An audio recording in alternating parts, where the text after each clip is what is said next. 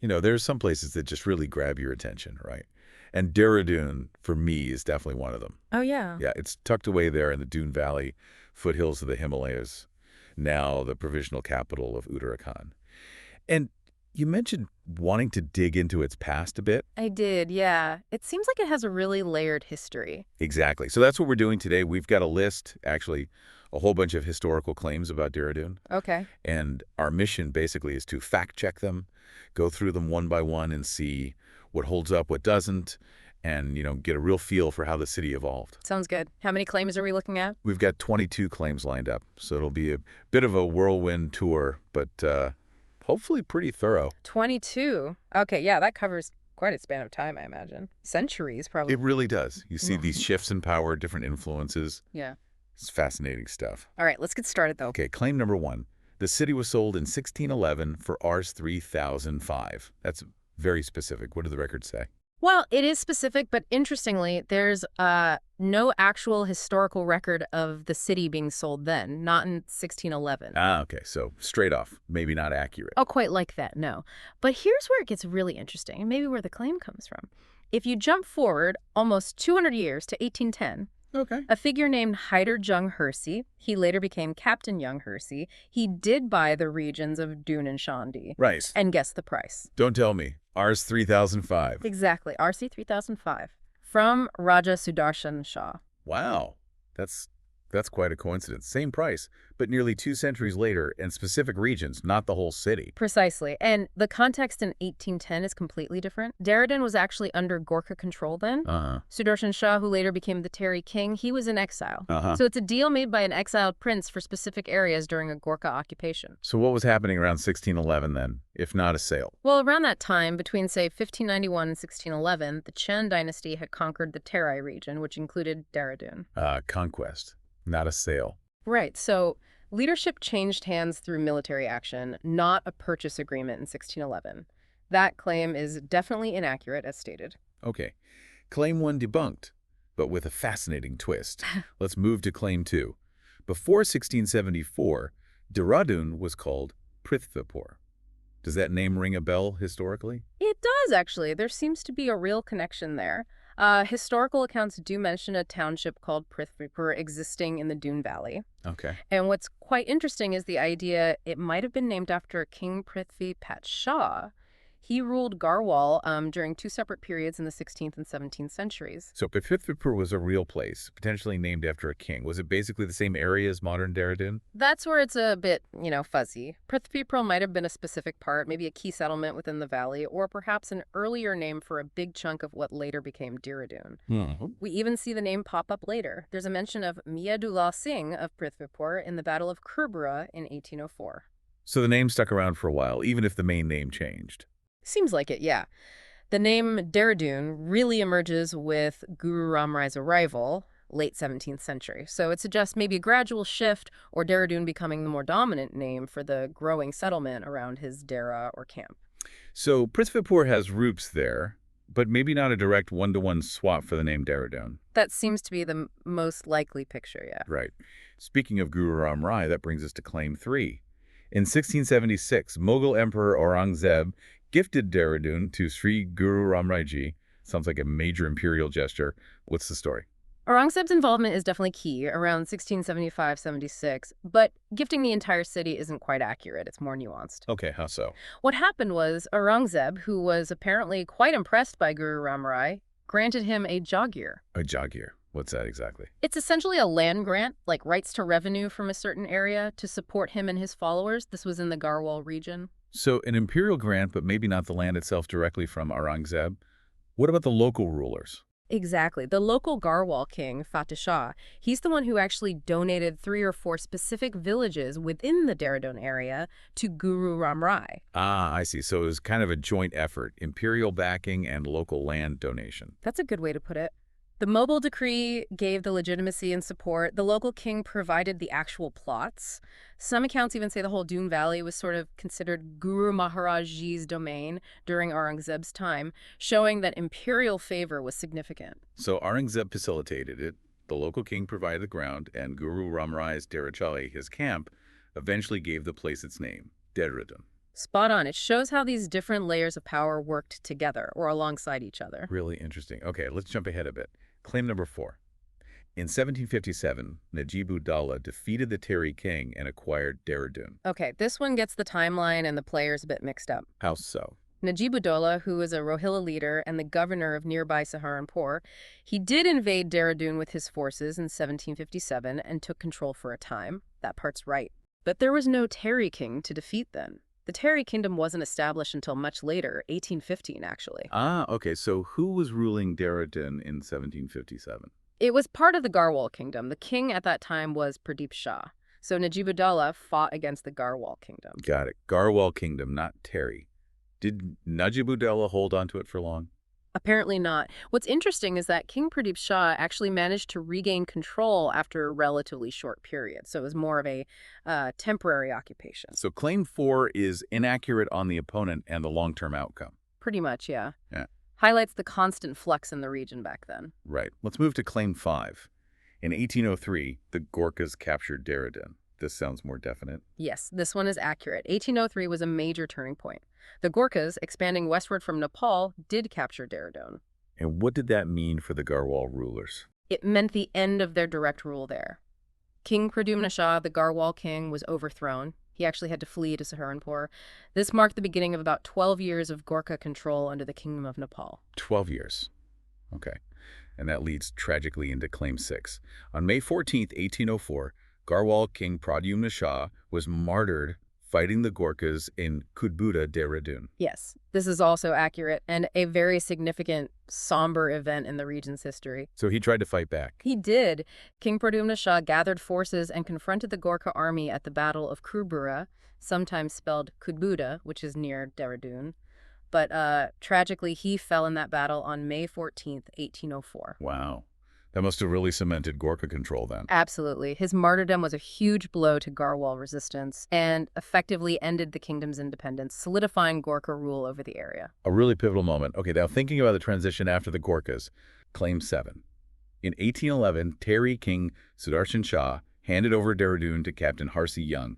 We've heard those names before. We have, but again, the timing and the titles here are a bit off. Okay, what's the issue this time? Well, Sudarshan Shah only became the recognized king of Terry after 1815, when the British helped push the Gorkhas out.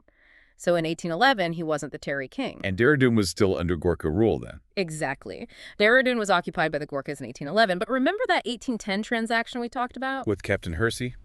Or Harsi Young. Yes, Hyder Jung Hersey, also known as Captain Young Hersey. In 1810, while Sudarshan Shah was in exile near Hardwar, his father Pradyumna Shah, having died in battle, he sold the regions of Doon and Chandi to Hersey. For the Rs 3005 again? For the Rs 3005. So a transaction happened involving Sudarshan Shah and Hersey, but it was in 1810 when Shah was the exiled heir, not the Terry king, in 1811, handing over Gorkha-occupied land. Okay, so the claim gets the year wrong, the title wrong, and the nature of the event wrong. It was a sale by an exiled prince in 1810. That sums it up well. It was complex. It certainly sounds like it. Okay, related to this, Captain Hersey, claim 8.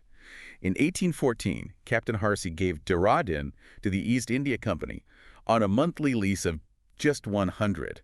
That seems unbelievably cheap. Yeah, it sounds too good to be true, and it seems it is. There's no historical information supporting this lease claim. What was actually happening in 1814? 1814 is right in the middle of the Anglo-Nepalese War. The British East India Company was actively fighting the Gorkhas to kick them out of places like Dehradun. So they wouldn't be leasing it, they were fighting for it. Exactly. And Captain Hersey, the guy who bought the rights in 1810, he was actually trying to sell his claim to the territory to the company, hoping to profit after the British inevitably won. Ah, okay. So no lease.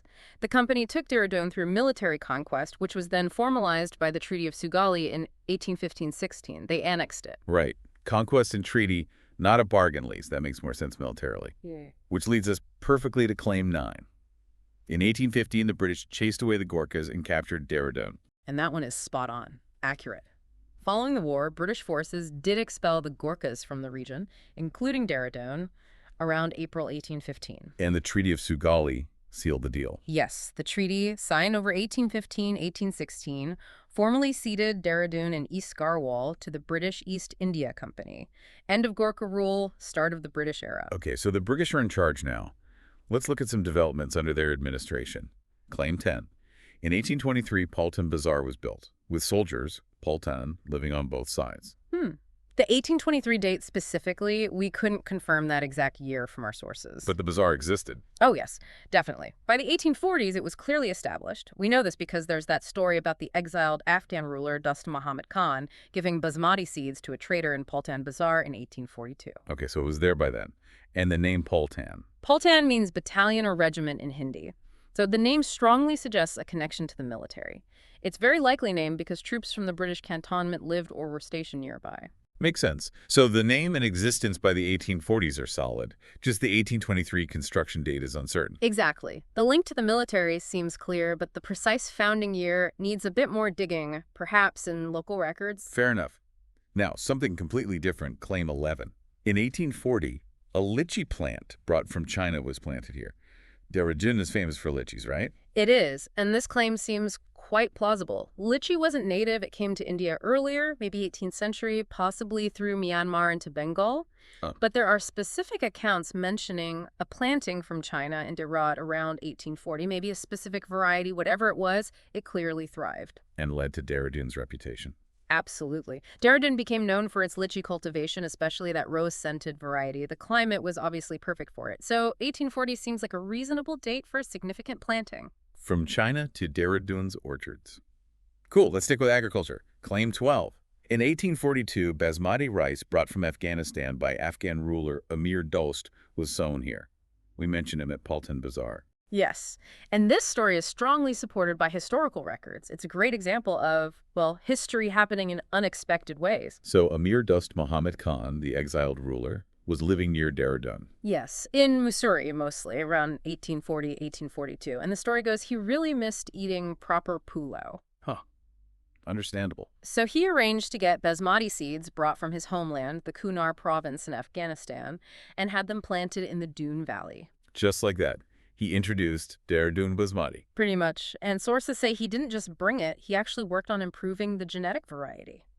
His grandson, Yaqub Khan, also exiled there later, continued promoting its cultivation. Wow. So a ruler's personal taste basically transformed local agriculture and gave Dehradun one of its most famous products. Isn't that something? It had a huge lasting impact. Incredible. Okay, moving on to infrastructure. Claim 13. In 1842, postal service started in Doon. This seems very likely accurate. It fits the timeline of how the British were organizing things. How so? Well, the postal system across British India was being formalized around that time, late 1830s, then more formally in 1854. And significantly, Dehradun was administratively attached to the Saharanpur district in 1842. So connecting it to the main district town would require postal services? Exactly. It makes perfect sense that formal postal services would start then, linking it into the wider network. There are also suggestions the main post office might have moved to Modi Bazaar around then, so 1842 feels right. Okay, connecting the dots administratively. Next, education. Claim 14.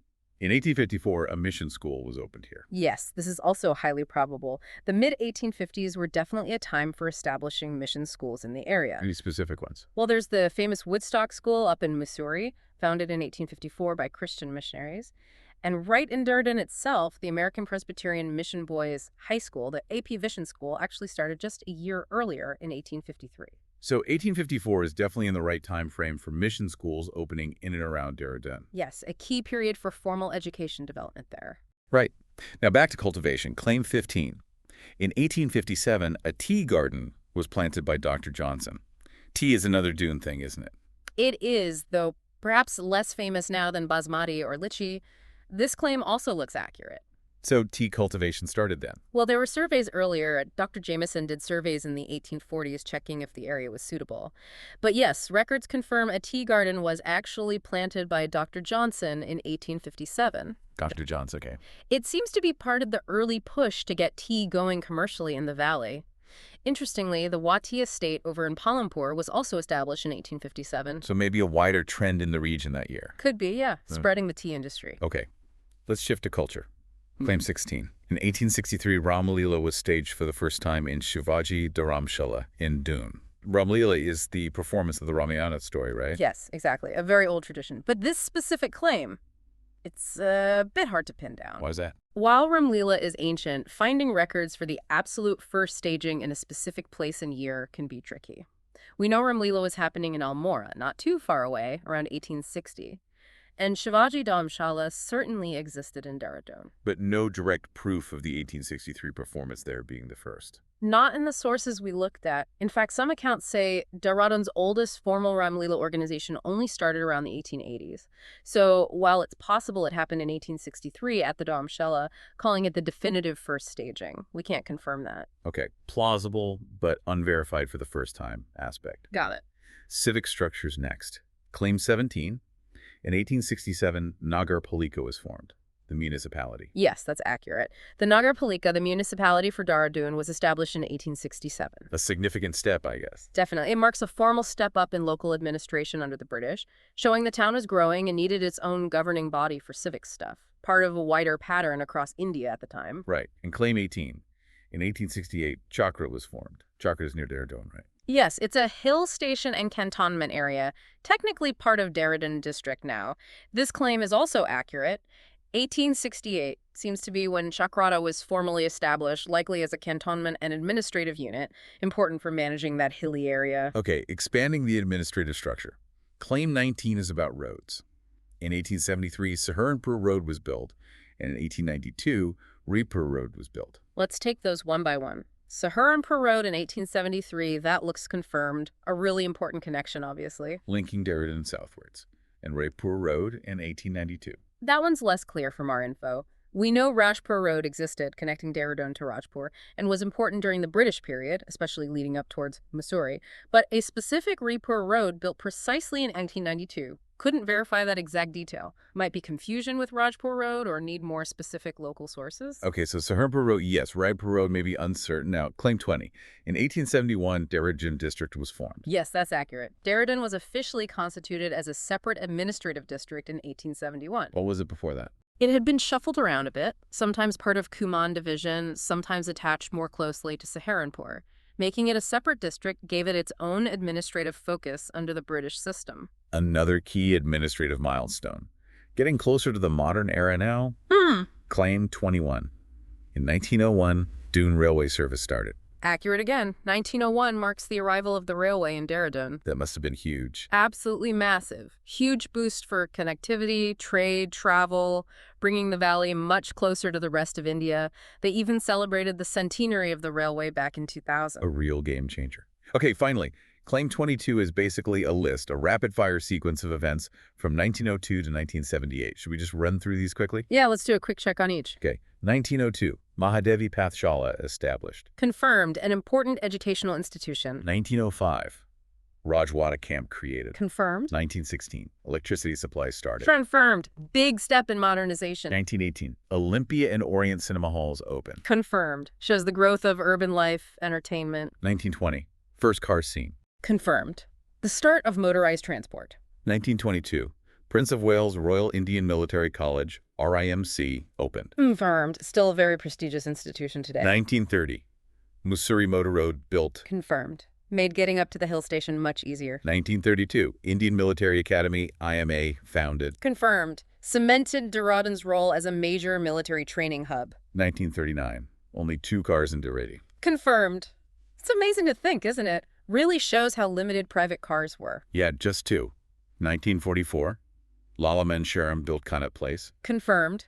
A local landmark development. 1947, communal riots during partition. Sadly, confirmed. Reflects the turmoil happening across the country. 1948, city bus service started in Premnagar and Clement Town. Confirmed. Early public transport. In 1948-1953, Anand Singh's clock tower built, the Ghanta Gar. Confirmed. Iconic Dehradun landmark built over those years. And finally, 1978, air service started. Confirmed. Connected Dehradun by air. Wow.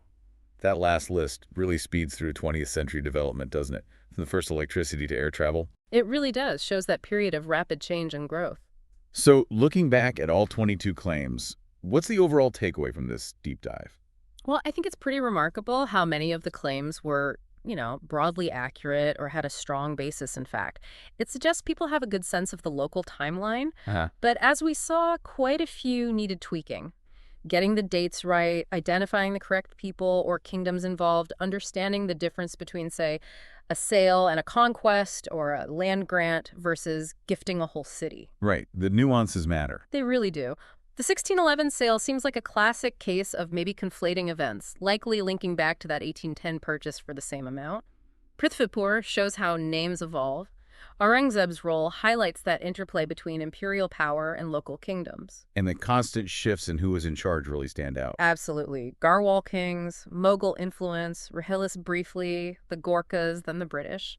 Each left their imprint before things stabilized more in the later British period and post-independence. Were there any details during the fact check that particularly surprised you or stood out? A few things, definitely. That RS 3005 price popping up twice, nearly 200 years apart, is just odd and memorable. It really is. And the story of Amir Dost Muhammad Khan bringing basmati rice because he missed pulao, that's fantastic. Such a human reason leading to a major agricultural identity for the region. Totally. Oh, and the fact of only 2 cars in 1939, that really paints a picture of a different time, doesn't it? It does. It makes you realize how much has changed, even in relatively recent history. So yeah, those little details really help flesh out the broader historical narrative. It really feels like we've peeled back some layers today. Right. Dehradun's history isn't just one simple story, is it? It's this complex mix of power, religion, trade, agriculture, even personal nostalgia shaping the place. Exactly. From those early settlements, like maybe Prithvipur, through all those different rulers, with the arrival of key institutions right up to the modern developments. It's a really dynamic story. So maybe a final thought for everyone listening. As you think about Dehradun, or maybe even your own town or city, consider how all these different historical threads, the political changes, the cultural influences, the economic shifts, how they all weave together to create the place it is today. Which of these events or influences we've talked about do you think ultimately had the most lasting impact on Dehradun? Something to ponder, perhaps.